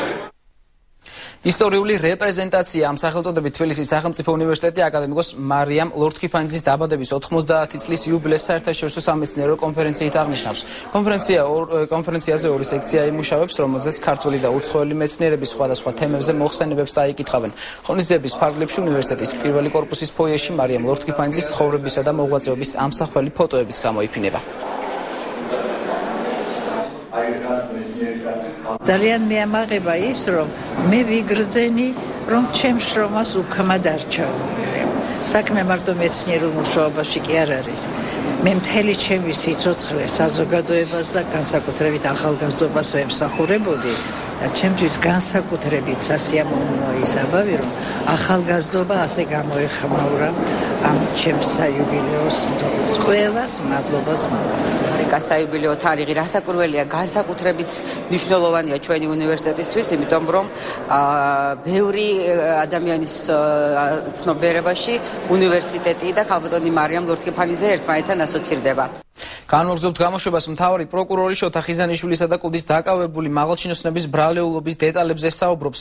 სერვერებზე შეღწევა და ინფორმაციის გამოქვეყნება ბიძინევანიშვილის დაცვის წევრის ბესიკ სურმავას გადაცება, შემდეგ კი მისი სახელით სოციალურ ქსელებში სატელეფონო საუბრების გამოქვეყნება. პირდაპირ ეთერში ახლა თემის დეტალებით ჩემი კოლეგა ლანა ბერიძე ჩაგვერთვება. თორნიკე მოგესალმებით. თავარმა პროკურორმა არჩილ კბილაშვილმა რამდენიმე წუთის წინ ჟურნალისტებს შინაგან საქმეთა სამინისტროს ცალკეულ მუშაკთა სავარაუდო ჩადენილი დანაშაულების შესახებ გააცნო ინფორმაცია. თავარი პროკურორის განცხადებით ჩატარებული გამოძიებით დადგინდა, რომ აღნიშნული სამინისტროს კონსტიტუციური უსაფრთხოების დეპარტამენტის ხელმძღვანელების დავალებით ხდებოდა კომპიუტერული ვირუსული პროგრამის შემუშავება, რომელიც გავრცელებული იქნა სხვადასხვა უწყებებში, კერძოდ კი რამდენიმე რელიგიურ ორგანიზაციაში, რომლებიც პროკურორმა არ დააკონკრეტა, ასევე ქართული ოცნების მთავარ ოფისში, ასევე ყოფილი თავდაცვის მინისტრის ირაკლი ოქრუაშვილის საცხოვრებელ პირად კომპიუტერში, საზღვარგარეთ, ასევე ყოფილი პარლამენტის თავმჯდომარის ნინო ბურჯანაძის კომპიუტერში, თუმცა რა ინფორმაციები იქნა დამოღებული არჩილ კბილაშვილს არ დაუკონკრეტებია, ასევე პროკურორის განცხადებით კონსტიტუციური უსაფრთხოების თანამშრომლები უკანონოდ ახორციელებდნენ მოსმენას და 2006 წელს შინაგან საქმეთა სამინისტროს ოპერატიულ-ტექნიკური დეპარტამენტის უსაფრთხოების უფროსის მოადგილის ბეკა კვარაცხელია დაუკავშირდა მაშინდელ შინაგან საქმეთა მინისტრის მოადგილე შოთა ხიზანიშვილი, რომელმაც მოთხოვა, რომ კოალიცია ქართულ ოცნებაში განეხორციელებინა მას მოსმენები და არჩილ გულაშვილის განცხადების 27 სექტემბერს შოთა ხიზანიშვილმა დაურეკა ბექა კვარაცხელიას და უთხრა, რომ მან აღმოაჩინა საჭირო საუბრები და ბექა კვარაცხელიას YouTube-ზე უნდა აეტვირთა ეს საუბრები. საუბარია კერძოდ ბესარიონის სურმავაზე, ბიძინა ივანიშვილის დაცვის წევრზე, რომლის ფარული ჩანაწერებიც გამოქვეყნდა დაახლოებით 2 თვის წინ არჩევნებამდე რამდენიმე ხნით ადრე, სადაც კოალიცია ქართული ოცნების წევრების პირადი საუბრები იყო ჩაწერილი. არჩილ გულაშვილის განცხადებით ეს საუბრები ბესარიონის სურმავიდან იქნა მოპოვებული ზეწოლის შედეგად, მას წარუდგინეს მისი პირადი ვიდეო მასალა, რომელიც გავრცელებაც ბესარიონის სურმავას არ სურდა და შესაბამისად მან ის იძულებული გახდა, რომ დათანხმებოდა შოთა ხიზანიშვილის მოთხოვნას. ამის შემდეგ შოთა ხიზანიშვილს უკვე აღნიშნულმა პირმა გადასცა ეს ფარული ჩანაწერები და პრეზიდენტის ადმინისტრაციის მიმდებარე ტერიტორიაზე, რის შემდეგაც შოთა ხიზანიშვილი მთავარი პროკურორის განცხადებით შევიდა პრეზიდენტის ადმინისტრაციაში. ასევე არჩილ გულაშვილის განცხადებით ამ დროისაც გრძელდება გამოძიება, რაც შეეხება მოხდება თუ არა სხვა თანამდებობის პირების დაკითხვა ან მათზე გამოძიების დაწყება, პროკურორმა განაცხადა, რომ ამ ყველაფერს გამოძიება გამოავლეს. რაც შეეხება მის მიერ გაკეთებულ განცხადებას, ჩვენ შეგვიძლია ახლა ეს პირდაპირ ეთერში მოვისმინოთ. შექმნილი პროგრამის მეშვეობით კუდის ხელმძღვანელობა ახორციელებდა სხვადასხვა პოლიტიკური პარტიისა და რელიგიური ორგანიზაციის წარმომადგენელთა კომპიუტერულ სისტემაში უნებართვო შეღწევას და არასანქცირებულ მოსმენას. 2012 წლის 26 სექტემბერს შინაგან საქმეთა სამინისტროს ოპერატიულ-ტექნიკური დეპარტამენტის უფროსის მოადგილეს ბექა კვარაცხელიას დაუკავშირდა შინაგან საქმეთა მინისტრის მოადგილე შოთა ხიზანიშვილი და დაავალა მოეძია სხვადასხვა სახის ფარული მასალები კოალიცია ქართული ოცნებიდან, რომელთა გამოქვეყნებაც გამოიწვევდა ხალხის უნდობლობას კოალიციის ლიდერთა მიმართ.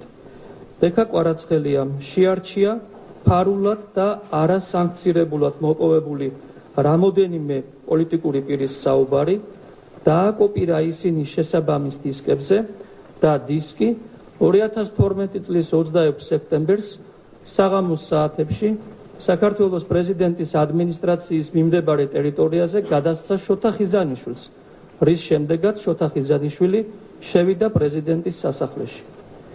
მეორე დილით 27 სექტემბერს შოთა ხიზანიშვილმა დაურეკა ბექა კვარაცხელიას და უთხრა, რომ მან ამოარჩია საჭირო საუბრები, რომელიც ბექა კვარაცხელიას უნდა განეთავსებინა YouTube-ის ვიდეო პორტალზე ისეთი სახით, თითქოს ეს ინფორმაცია გავრცელებული იყო ბიძინა ივანიშვილის დაცვის წევრის ბესარიონ სურმავას მიერ. კუდის თანამშრომლებმა მომხმარებლად დაარეგისტრირეს ბესარიონ სურმავა, რის შემდეგაც მოხდა შოთა ხიზანიშვილის მიერ წინასწარ შერჩეული მასალების ატვირთვა.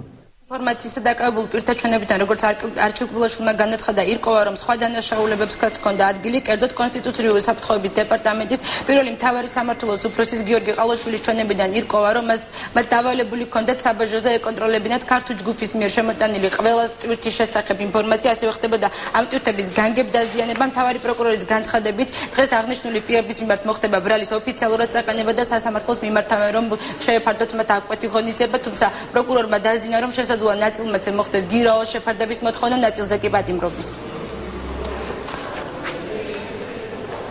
ნაწილ პირთა მიმართ ხდება მოთხოვნა პატიმრობისა, ხოლო ნაწილ პირთა მიმართ ვფიქრობთ, რომ გირაო მოვითხოვოთ. ასე რომ აი ამას უახლოეს დროში განსაზღვრავთ და ეს თქვენთვის ცნობილი იქნება დღის განმავლობაში, როდესაც ასეთი შუამდგომლობა წარედგინება სასამართლოში. მთავარი პროკურორი არ გამორიცხავს, რომ აღნიშნული ჩვენებებიდან გამომდინარე მომავალში მოხდეს უკვე სხვა მაღალი თანამდებობის პირების მიმართ საქმის აღძვრა, თუმცა დეტალებზე ვის მიმართ შესაძლოა აღიძრას საქმე მომავალში ან რას ამბობენ 12 დაკავებული ჩვენებებში და ვის დებენ ბრალს სხვადასხვა დანაშაულებში, ამაზე პროკურორს დღეს არ უსაუბრია.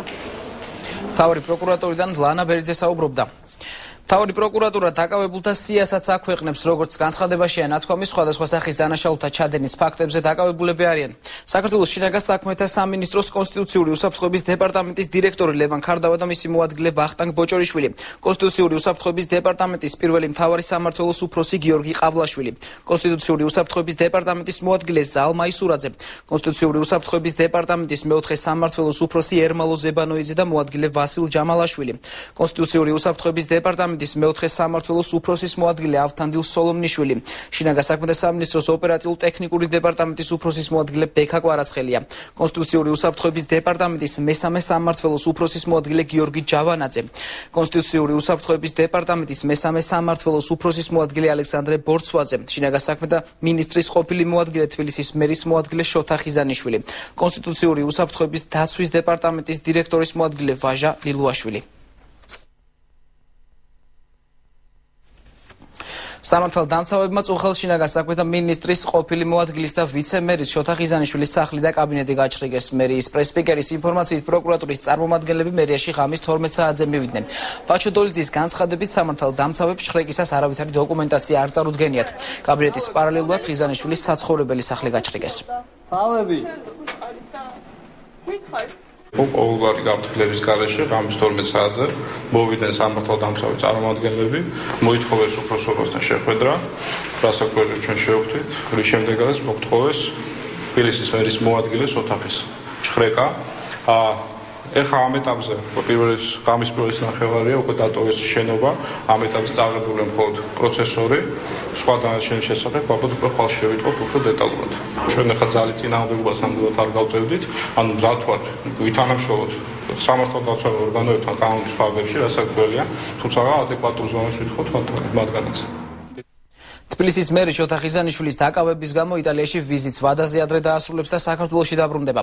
ქალაქ თბილისის მერი გიგი უგულავა მიმდინარე წლის 15 ნოემბერს ორდღიანი ოფიციალური ვიზიტით იტალიაში გაემგზავრა. თბილისის მერის იტალიაში ვიზიტის დროს სამართალდამცავმა ორგანოებმა თბილისის მერის მოადგილე შოთა ხიზანიშვილი დააკავეს. აღნიშნული გარემოების გამო გიგი უგულავა დაგეგმილზე ადრე ბრუნდება საქართველოში, ნათქვამია განცხადებაში. სამართალდამცავებმა შინაგან საქმეთა მინისტრის ყოფილი მოადგილე და ვიცე-მერი შოთა ხიზანიშვილი რამდენიმე საათიანი დაკითხვის შემდეგ წუხელ დააკავეს.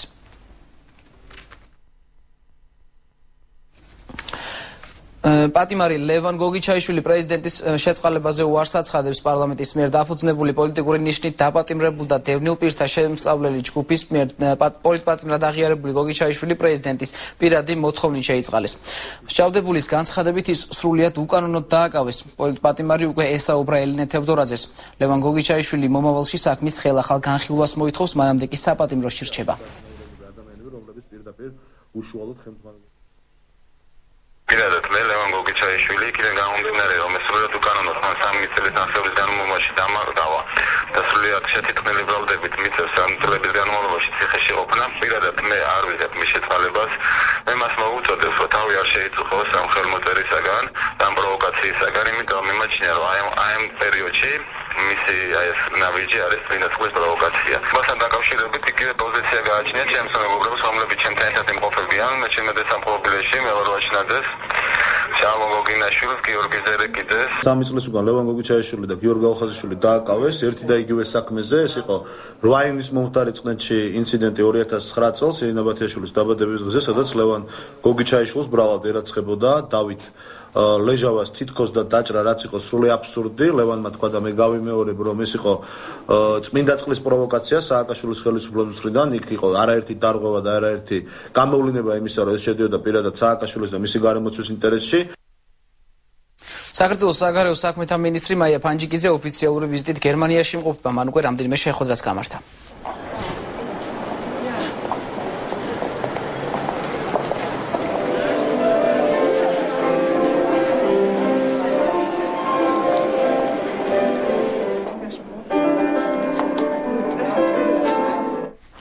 საქართველოს პრეზიდენტი კარნეგის ცენტრში სიტყვით გამოვიდა. სიტყვით გამოსვლისას ვარდების რევოლუციის შემდგომ პროგრესზე ისაუბრა. მიხეილ სააკაშვილმა ქვეყნის პირველი პირის თქმით, საქართველოს მსოფლიო ბანკის მონაცემების მიხედვით ბიზნესის კეთების სიმარტივის თვალსაზრისით მე-9 ადგილზე გადაინაცვლა.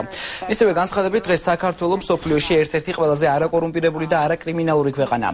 საქართველოს უნდა განაგრძოს განვითარება და არასდროს აღარ დაბრუნდეს წარსულში. მიხეილ სააკაშვილი არჩევნების შემდგომ პერიოდსაც შეეხო და აღნიშნა, რომ ქვეყანაში ახალი პოლიტიკური სისტემა ჩამოყალიბდა, რომელიც აუცილებლად ყველამ უნდა გაითავისოს. სიტყვით გამოსვლისას ქვეყნის პირველმა პირმა ყურადღება ქვეყნის ევროატლანტიკურ მისწრაფებებზე გაამახვილა და აღნიშნა, რომ ევროპისკენ სწრაფვა ქართული ხალხის ბუნებრივი მოთხოვნილებაა. დარბაზში შეკრებილი ექსპერტები სხვა საკითხებთან ერთად იმითაც დაინტერესდნენ, თუ როგორ დაემთხვა ივანიშვილის სააკაშვილის ვიზიტი ერთმანეთს. Is it some kind and it happened so that we were in town ჩემი და პრემიერ-მინისტრის ერთდროული ვიზიტი უბრალოდ დამთხოვა იყო. საქართველოსთვის ეს ძალიან საინტერესო, იმედის მომცემი და ამავე დროს დრამატული პერიოდია. არის საკითხები, რომლის გამო მეც წუხარ და ამას ნატოს გენერალური მდივანიც გამოეხმაურა. ეს ის პროცესებია, რაც ახალი მთავრობის არჩევის შემდეგ ქვეყანაში ვითარდება. მაგალითად, პოლიტიკური ოპონენტების დაკავება, შერჩევითი სამართალი, საზოგადოებრივი მაუწყებლის ფინანსური შემოწმება. ამ ფაქტების მიუხედავად, ერთი რამ უნდა იყოს ცხადი და ერთმნიშვნელოვანი. საქართველომ უნდა განაგრძოს განვითარება და არასდროს აღარ დაბრუნდეს წარსულში. ასევე ყველამ უნდა იცოდეს, რომ ევროპისკენ სწრაფო ქართული ხალხის ბუნებრივი მოთხოვნილებაა და ჩვენი ქვეყანა არასდროს მოექცევა სხვა გავლენის ქვეშ. საქართველოს თავდაცვის მინისტრმა ირაკლი ალასანიამ ავღანეთში დაჭრილი სამხედრო მოსამსახურეები მოინახულა. უწყების ხელმძღვანელი გერმანიაში ამერიკის შეერთებული შტატების სამხედრო ჰოსპიტალს ეწვია. ლანდშტულის სამხედრო ჰოსპიტალში 5 სამხედრო მოსამსახურე მკურნალობს. ალასანიამადი ჯანმრთელობის მდგომარეობით დაინტერესდა და მათი პრობლემები მოისმინა. მინისტრმა სამხედროებს გაწეული სამსახურისთვის მადლობა გადაუხადა და გამოჯანმრთელება უსურვა. მეორე ქვეითი ბრიგადის 23-მე მსუბუქი ქვეითი ბატალიონის სამხედრო მოსამსახურეები კაპრალი რამაზ დავითაია, რიგითი ავთანდილბებია, კაპრალი რომან ლიპარტელიანი, ასევე მესამე ქვეითი ბრიგადის 32-მე მსუბუქი ქვეითი ბატალიონის სამხედრო მოსამსახურეები რიგითი ამბირან კაპანაძე და კაპრალი გიგი ზივზივაძე სამშვიდობო მისიას ავღანეთში ჰელმანდის პროვინციაში ასრულებდნენ. ადამიანის უფლებათა დასვის კომიტეტის თავმჯდომარე ეკა ბესელია ეუთოს უმაღლეს წარმომადგენელს ეროვნული უმცირესობების საკითხებში კნუტ ვოლებეკს შეხვდა. ვოლებეკის განცხადებით ის მოხარულია, რომ ახალ მთავრობას სურს მუშაობა გააგრძელოს ადამიანის უფლებების სფეროში, კერძოდ კი ეროვნული უმცირესობების კუთხით. ეკა ბესელიას თქმით, შეხვედრაზე განიხილეს ცხინვალსა და აფხაზეთში არსებული პრობლემები. ძალიან მნიშვნელოვანი გზავნილი იყო ის, რომ საერთაშორისო საზოგადოება მზად არის ახალ ხელისუფლებასთან ერთად და სამოქალაქო დიალოგის გამოყენებით ჩვენ პირდაპირ დავიწყოთ ღია ურთიერთობა აფხაზებთან, ოსებთან, იმისთვის რომ მოხდეს ევნილების დაბრუნება, იმისთვის რომ მოხდეს ადგილზე უფლებების დაცვის კუთხით მყარი გარანტიების შექმნა. დღეს რამდენჯერმე მქონდა შეხვედრა, შევხვდი პრემიერ-მინისტრსაც, ჩვენ ვისაუბრეთ ქვემო ქართლზე, სამცხე-ჯავახეთზე, კონფლიქტურ ზონებზე და სხვა მნიშვნელოვან საკითხებზე. აგრეთვე შევხვდი ადამიანის უფლებათა კომიტეტის თავმჯდომარეს ეკა ბესელიას, სადაც კარგ თანამშრომლობას საფუძველი ჩაეყარა. მოხარული ვარ, რომ ახალ მთავრობას სურს გააგრძელოს მუშაობა ადამიანის უფლებების დაცვის სფეროში, კონკრეტულად ეროვნული უმცირესობების მხარდაჭერაში. შიმშილობის მესამე დღე თელასიდან გათავისუფლებულ თანამშრომლებს კომპანიაში მომუშავე კოლეგებიც შეუერთდნენ. მათი მთავარი მოთხოვნა გათავისუფლებულების სამსახურში აღდგენაა. თელასიდან 125 თანამშრომელი ყოფილმა დირექტორმა ზურაბ არსოშვილმა გაუშვა, თუმცა ის რამდენიმე დღის წინ თავად გაათავისუფლეს დაკავებული თანამდებობიდან. ახალი ხელმძღვანელი აშოტ მანუკიანი კი 125-ვე თანამშრომელს სამსახურში აღდგენას დაპირდა. ისინი სამუშაოს ორ შაბათს უნდა დაბრუნებოდნენ, თუმცა რამდენიმე დღის წინ დირექტორმა საქართველოს ისე დატოვა, რომ თანამშრომლებისთვის მიცემული პირობა არ შეუსრულებია. შიმშილობის აქციას სწორედ ამის გამო დაიწყო. დღეს გაფიცულები აცხადებენ, რომ იმ შემთხვევაში თუ მათი მოთხოვნები არ დაკმაყოფილდება, თელასის თანამშრომლების სრულმასშტაბიან გაფიცვას მოაწყობენ. ჩვენ ძირითადი მოთხოვნა თავიდანვე გაჟღერდა, რომ ყველა 125 გაშვებული თანამშრომელი უპირობოდ დაბრუნებულიყო. კომისიამ დადო დასკვნა, რომ ყველა იყო გაშვებული უმიზეზოდ და გენერალურმა დირექტორმა თქვა, რომ ორშაბათს ყველას დავაბრუნებ თავის ადგილებზე, უკვე ბრძანება გამზადებული და მოხდა ისე, რომ ორშაბათს საერთოდ გენერალური დირექტორი აღარ იყო საქართველოში. სამშაბათს იგეგმება ფართომასშტაბიანი გაფიცვა და უფრო სწორედ პროფკავშირების მიერ იქნა გაჟღერებული ეს ფართომასშტაბიანი პროტესტის შესახებ. მე პირადად არ შემიძლია რომ ესეთ კომპანიაში ვიმუშაო, სადაც შეპირებები იყო და არ დააბრუნეს ეს ხალხი და ყველა მოქმედ თანამშრომელს თხოვდა მოვუწოდებ, რომ იგივე გააკეთოს.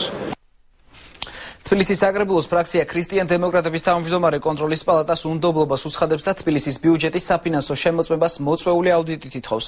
გაბუნი აუდიტის სამსახურში მომხდარ საკადრო ცვლილებასაც შეეხო, რომლის მიხედვითაც ადგილობრივი თვითმმართველი ერთეულების ბიუჯეტების აუდიტის დეპარტამენტის უფროსად ნაციონალური მოძრაობიდან წინა მოწვევის პარლამენტის წევრი ბეჟან ბუცხრიგიძე დაინიშნა. როგორც ფრაქციის თავმჯდომარე და ჩემი ფრაქციის სახელით უნდობლობას უცხადებ საქართველოს აუდიტის სამსახურს. ეჭვები არის საფუძვლიანი და იმისთვის, რომ ჩვენ კონკრეტული მტკიცებულებები გვქონდეს კონკრეტული ქალაქების და მათ შორის ცხადია პირველ რიგში დედაქალაქის და თბილისის ბიუჯეტთან მიმართებით, ამისთვის საჭიროა საფინანსო შემოწმების ჩატარება. ამიტომ ჩვენ გამოვიყენებთ ჩვენი ფრაქცია და ოპოზიციური ფრაქციების საკრებულოში შესაძლებლობას, რომელსაც გვანიჭებს საქართველოს ორგანული კანონი, კერძოდ მისი 57-ე მოხლის და მეორე პუნქტი და მოვიწევთ კერძო აუდიტორს შემოწმების, საფინანსო შემოწმების ჩასატარებლად. ამისთვის საჭიროა საკრებულოს წევრთა 1/13 ხელმოწერა მოთხოვნაზე და ჩვენ ამას უზრუნველყოფთ. საქართველოს პარლამენტში ბათუმის მაჟორიტარმა მურმან დუმბაძემ საკანონმდებლო ინიციატივა შეიტანა, რომელიც აჭარის ტელევიზიის რეორგანიზაციასა და აჭარის საზოგადოებრივი მაუწყებლის შექმნას ითვალისწინებს. ამ ეტაპზე აჭარის ტელერადიო დეპარტამენტი მთავრობის საქმეუწყებო დაწესებულება და იურისტების შეფასებით მისი ბიუჯეტიდან დაფინანსება უკანონოა. აჭარის ტელევიზიაში სულ 260 ადამიანი მუშაობს, მათი სურვილია ტელევიზიამ რეგიონული მაუწყებლის სტატუსი მიიღოს. საუბარია ტელევიზიის გაყიდვაზეც. არასამთავრობო ორგანიზაციის წარმომადგენლები ამბობენ, რომ კანონპროექტის პარლამენტში გაგზავნამდე მისი საჯარო განხილვა უნდა მოხდარიყო. იმ შემთხვევაში თუ კი საქართველოს პარლამენტი ვარს იტყვის ამ ცვლილებების თაობაზე, ალბათ მიღებული იქნება გადაწყვეტილება, რომელიც ტელევიზიის სასარგებლო და სიტყვის თავისუფლების სასარგებლობით იქნება მიღებული და აჭარის ტელევიზია გარდამავალი პერიოდისთვის ამავე სტატუსით გააგრძელებს მუშაობას. გადავწყვეტოთ ჩვენ გვინდა თუ არა საერთოდ საზოგადოებრივი მაუწყებლის ჩამოყალიბება და ეს გადაწყვეტოს უმაღლესმა საბჭომ, ხოლო გარდამავალ პერიოდში მთავარია რომ მოექცეს იურიდიულ ფარგლებში არსებული ფორმა და ცოტა დრო განისაზღვროს იმისთვის არაუმეტეს 1 წელი, რომ გადაწყდეს ბოლო-ბოლო კონკრეტულად ან კონდეს საზოგადოებრივი მაუწყებელი, ან მას მიენიჭოს სხვა ფორმა. კატეგორიული წინააღმდეგი ვართ, რომ ისევ გაურკვეველი ვადით გადაიდოს ეს სტატუსი. ბათუმის დემოკრატიული ჩართულობის ცენტრის და ასოციაცია თავისუფალ ჟურნალისტთა სახლის ორგანიზებით აჭარის ავტონომიური რესპუბლიკის მთავრობის თავმჯდომარე არჩილ ხაბაძე არასამთავრობო სექტორის წარმომადგენლებს და ჟურნალისტებს შეხვდა. შეხვედრა კითხვა-პასუხის რეჟიმში წარიმართა. მთავრობის თავმჯდომარემ სამომავლო გეგმებზე ისაუბრა. ორმხრივ შეხვედრაზე ყურადღება რეგიონში არსებულ მდგომარეობაზე და მესამე სექტორის და მთავრობის ურთიერთობების პერსპექტივაზე გამახვილდა. პასუხები მეტნაკლებად დამაკმაყოფილებელია გამომდინარე იქიდან, რომ დრო არ მოგცა იმის საშუალება, ყველა საფრთხე გაგვეხილა.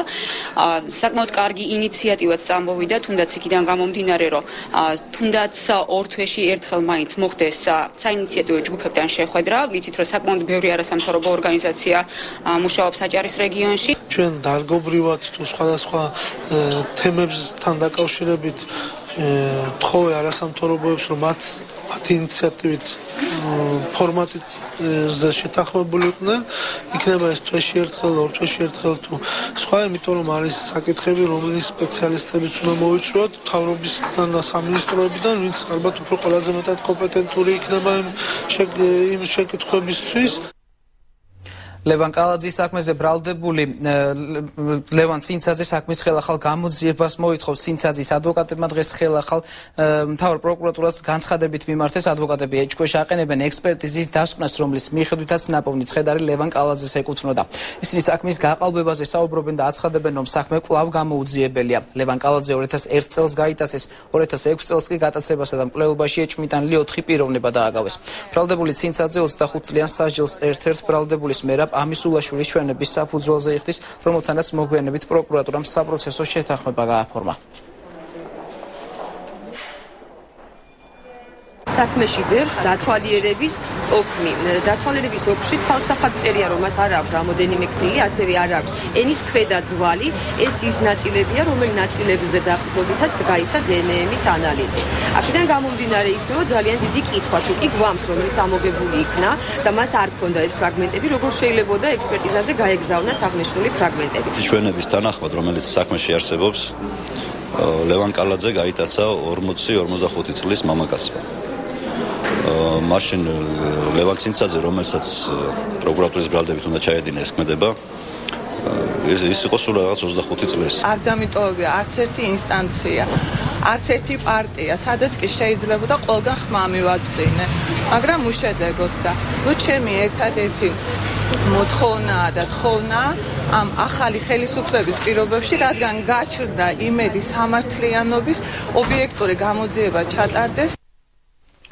ნიკო მუსხელიშვილის სახელობის გამოყენებითი მათემატიკის ინსტიტუტის თანამშრომლები შენობის გაყიდვის ფაქტს აპროტესტებენ, როგორც თანამშრომლები აცხადებენ, შენობა პრემიერ-მინისტრ ვანო მერაბიშვილის თანხმობით კომპანია ახალ თბილის პირდაპირი მიყიდვის წესით გადაეცა, რის შესახებაც ინსტიტუტის თანამშრომლებმა მას შემდეგ გაიგეს, რაც ახალი თბილისის წარმომადგენლებმა შენობის დატოვება მოსთხოვეს.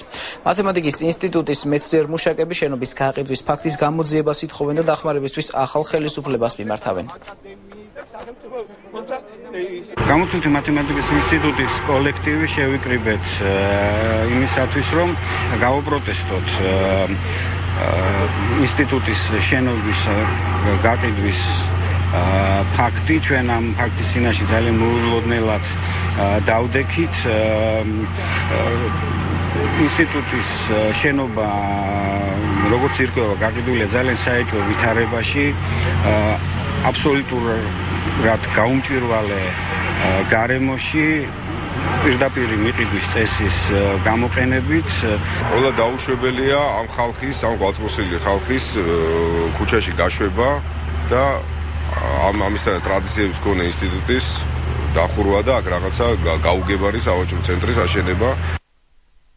საქმის ხელახალ გამოძიებას 2001 წელს ქუთაისში მაღაზია თეატრონის დაყაჩაღებისთვის ბრალდებული 4 პიროვნებაც ითხოვს. ადვოკატების განცხადებით საქმის მასალები მას შემდეგ გაყალბდა, რაც გამოძიებაში სპეციალური ოპერატიული დეპარტამენტი ჩაერთო. მათი თქმით, ეჭვმიტანილებზე ზეწოლისა და მტკიცებულებების გაყალბების გზით სასჯელი უდანაშაულო ადამიანებს შეუფარდეს. აღნიშნულ საქმეზე დაკავებული იქნენ ადამიანები, რომლებსაც არანაირი შეხება ამ დანაშაულთან არ აქვს. ეს საქმე არის უპრეცედენტოდ გაყალბების მაღალი ხარისხით გამორჩეული. ჩვენ აღნიშნულ საქმესთან დაკავშირებით საქმე უკვე გავაგზავნეთ ადამიანის უფლებათა ევროპულ სასამართლოში და ვითხოვთ ხელახალი გამოძიების დაწყებას. ზვიად ბიწაზის მიმართ ფაქტობრივად არ არსებობს მტკიცებულება, რომლის საფუძველზედაც იყო შესაძლებელი გამამტყუნებელი განაჩენის დადგენა. დავით თელია, რომელმაც თანამშრომლა ამ საქმეზე, კატეგორიულად უარყოფს ზვიად ბიწაზის მონაწილეობას მოცემულ საქმეში. ამიტომ იძულებული გახდა გამოძიება გაეყალბებინა მტკიცებულება იმისათვის, რომ მსჯავრი დაედოთ ზვიად ბიწაზისათვის.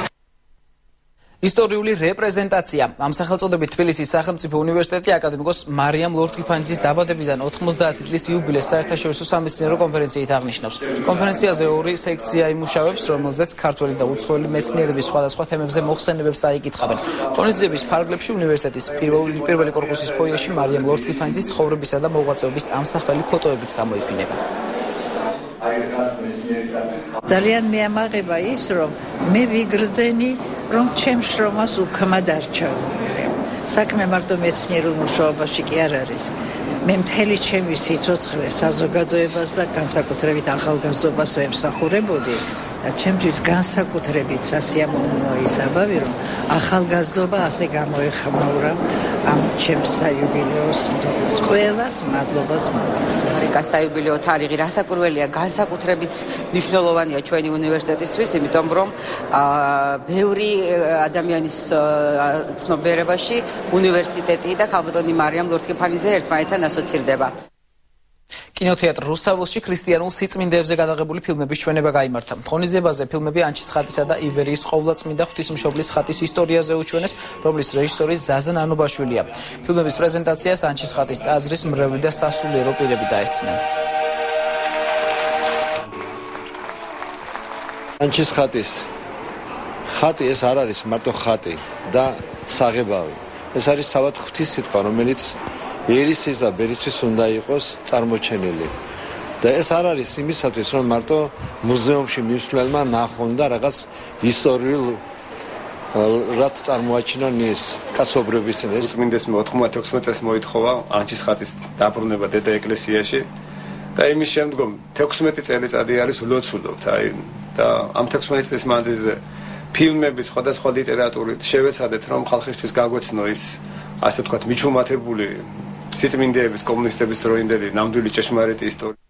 ფილარმონიაში იევრანა საქველმოქმედო საღამო გაიმართა, მასში ქართული ესტრადის ვარსკვლავები მონაწილეობდნენ. სპეციალურად გუშინდელი საღამოსთვის საქართველოში ლიანა ისაკაძე, თამარ გვერწითელი და ამერიკელი სოპრანო მიშელ კრაიდერი ჩამოვიდნენ. რამდენიმე საათით საქველმოქმედო კონცერტს პაატა ბურჭულაძეც ეწვია. კონცერტზე დიდი ქართველი კომპოზიტორების მუსიკა ახლებური ვერსიით აჟღერდა, რომლის ავტორი ნიკოლოზ რაჭველია. გუშინდელი კონცერტის შედეგად 4 მრავალშვილიან ოჯახს ბინა გადასცეს და 32 სტუდენტს სწავლა დაუფინანსდა.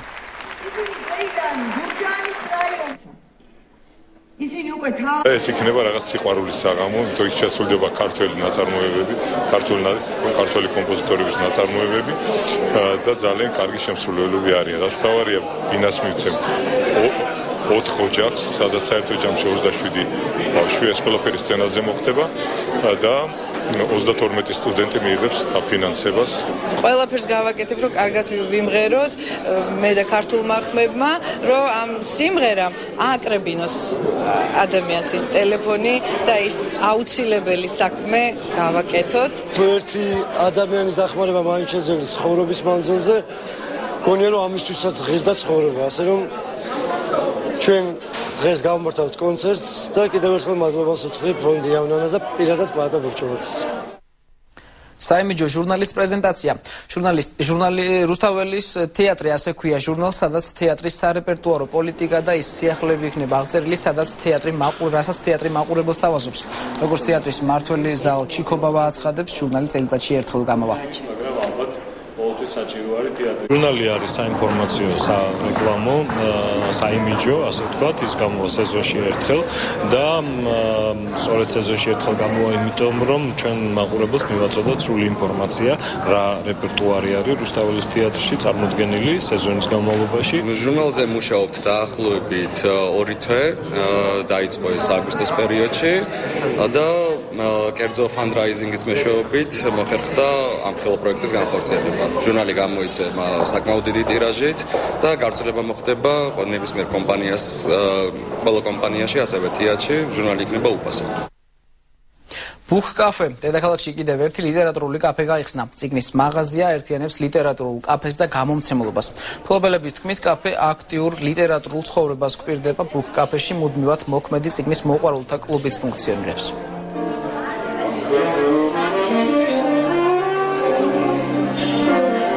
ჩვენ გვაქვს საკმაოდ მრავალფეროვანი ლიტერატურა, როგორც ქართულენოვანი გამოცემები, ასევე უცხოენოვანი გამოცემები და ჩვენ ვითანამშრომლებთ აგრეთვე ყველა დაინტერესებულ პირთან, ვინაიდან აქ ფუნქციონირებს მუდმივ მოქმედი წიგნის მოყვარულთა კლუბი.